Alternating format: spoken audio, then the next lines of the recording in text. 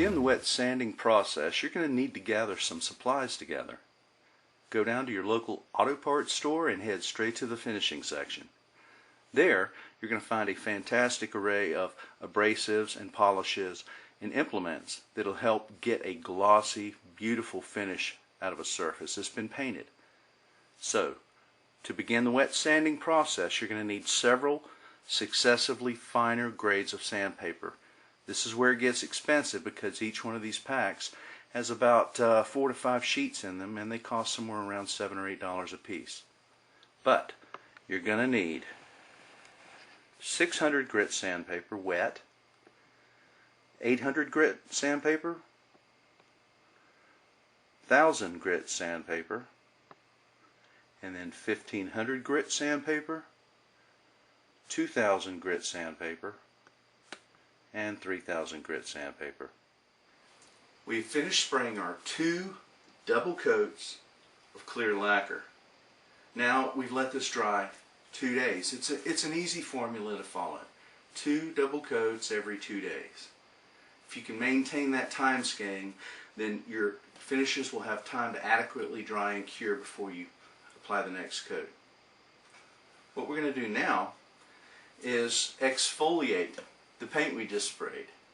We're going to try and scrub away or remove just the particles, the contaminants, the dust, eyelashes, anything that may have ended up on the paint surface inadvertently, as well as starting to level the top of the paint and drawing it down to the bottoms of the valleys of the pores and the grains, because we're going to continually fill those up by light passes while lowering the flat tops until they meet in the middle and we've got a perfectly flat finish. That's the thought behind this. Okay? We've got our spray bottle filled with tap water and 1 drop dish soap.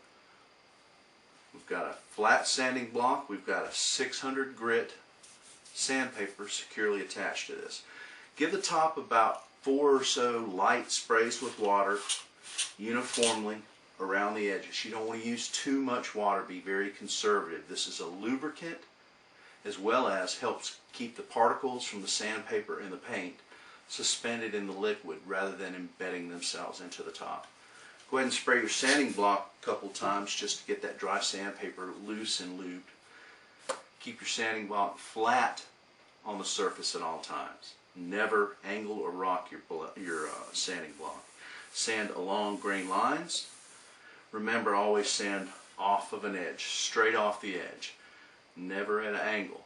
We're trying to avoid sanding through the clear and toner colors. We're just trying to get some of this top layer of dead paint and contaminants off of the basic clear coat we've just applied. You don't want to bear down and press hard while you're sanding. Let the sandpaper do its work. Just lightly follow the grain lines. You don't have to press hard or place a lot of speed to your sanding passes as well.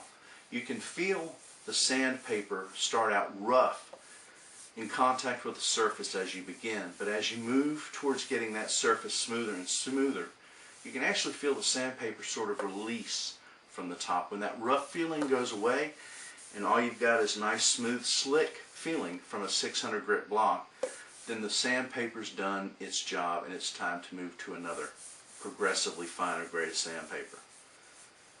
Alright, so we've got a great smooth surface on here right now for 600 grit. I'm going to take a paper towel, wipe this down thoroughly. We want to get all of those 600 grit particles off the body before we move to our 800 grit.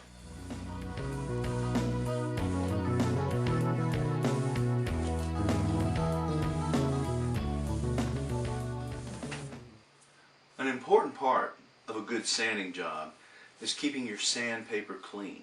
You'll see particle buildup along the edges of the sandpaper from just removing the particles from the surface of the paint. So use a clean towel and wipe carefully. Sometimes you'll see little bits of lacquer that are actually stuck on to the sandpaper. So you want to take a metal brush and just scrape the sandpaper to clean off any embedded particles. But it's very important to have a good clean sandpaper surface as well as a good clean paint surface while you're sanding. It'll keep those big ugly scratches from ending up on your finely sanded surfaces.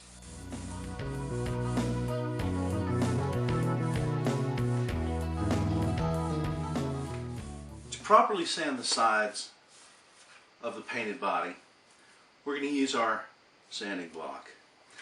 Once again, lightly spray some water just on the edge to keep it slightly wet and lubricated. Spray a little on your block. Now when you're sanding the sides, they're obviously not very flat. They have a lot of curves to them.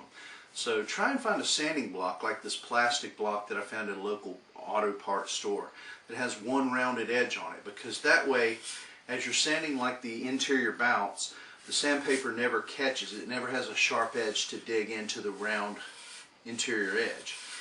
You want to keep the block flat along the sides completely. You don't want to ever get over one side or the other, because it's really going to end up sanding off an edge and revealing the light wood underneath, which we don't want. But if you notice, we're sanding very lightly.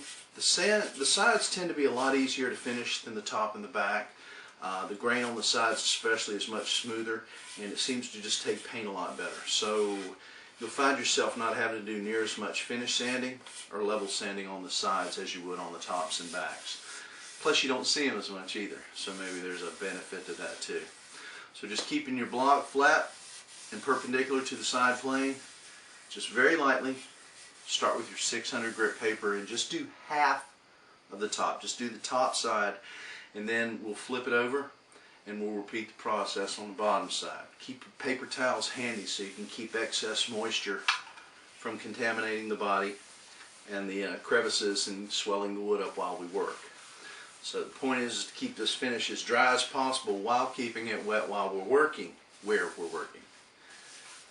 Alright, so we've sanded one side. We're going to flip it over and do the same process again.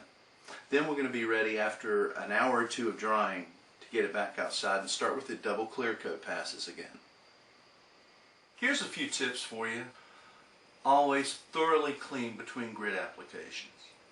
In other words, when you finish sanding with your 600 grit paper, wipe the surface down thoroughly, clean your sanding pad thoroughly, and then switch up to an 800 grit or go to your next higher grit that you're going to use.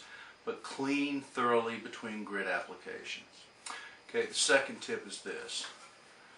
The dangers of sanding the sides are this. You can always sand through the edges. You don't have a good flat wide surface to settle your sanding pad on.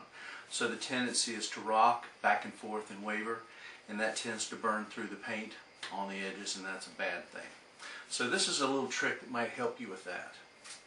Everybody's seen these foam pool noodles that the kids play with at the pool and the beach. They're probably 8 feet long, something like that. I cut a 4-inch long section off of one of them, and it makes a great side form sanding block. You just wrap a fine piece of sandpaper around the foam pool noodle, and then that automatically really clings well and stays flat on the surface without rocking and scarring any edges that you have. Works well for the interior bounce and any curved surfaces that you may have comfortably within the cutouts.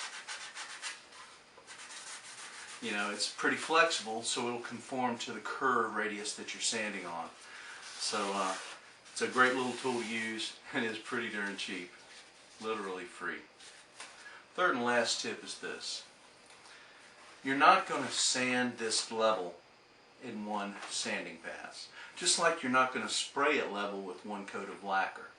It's a successive and progressive degree of application of clear coat, level sanding, clear coat, level sanding, clear coat.